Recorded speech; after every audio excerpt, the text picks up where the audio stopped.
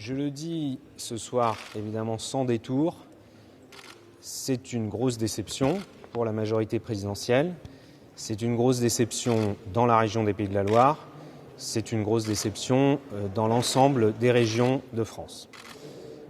Il y a une grosse déception aussi, c'est le niveau de participation.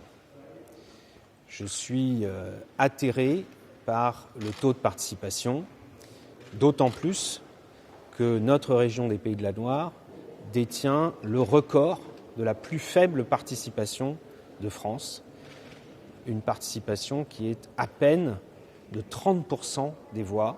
C'est un record, toutes élections confondues, et c'est donc malheureusement une des palmes de l'abstention pour les Pays de la Loire. On s'en serait bien passé. Nous espérions mieux, évidemment.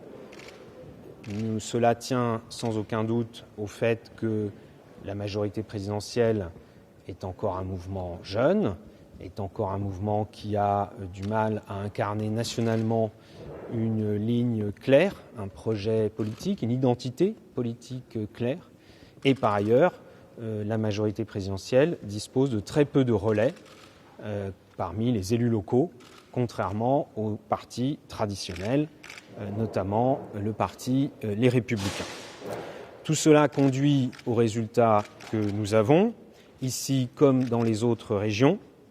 Dimanche prochain s'affronteront deux camps. Une droite qui a obtenu un score élevé, c'est vrai, qui bénéficie de la prime aux sortants dans la région des Pays de la Loire, comme dans toutes les régions. Les sortants ont en général fait la course en tête, et largement.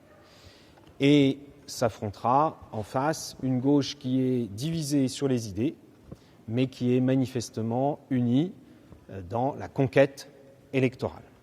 Je sais que beaucoup d'électrices et beaucoup d'électeurs, parmi ceux qui ont voté dimanche, qui ont voté aujourd'hui, mais aussi encore plus parmi celles et ceux qui n'ont pas voté aujourd'hui, ne se reconnaissent pas ni dans cette gauche qui n'est pas claire sur ses valeurs, ni dans cette droite du parti Les Républicains qui est manifestement figée dans ses vieilles habitudes.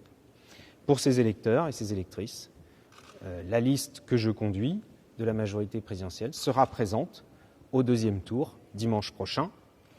Elle sera présente car je crois que c'est utile que demain, au Conseil régional des Pays de la Loire, il y ait une force d'équilibre qui permette de tempérer les excès de la future majorité, quelle qu'elle soit,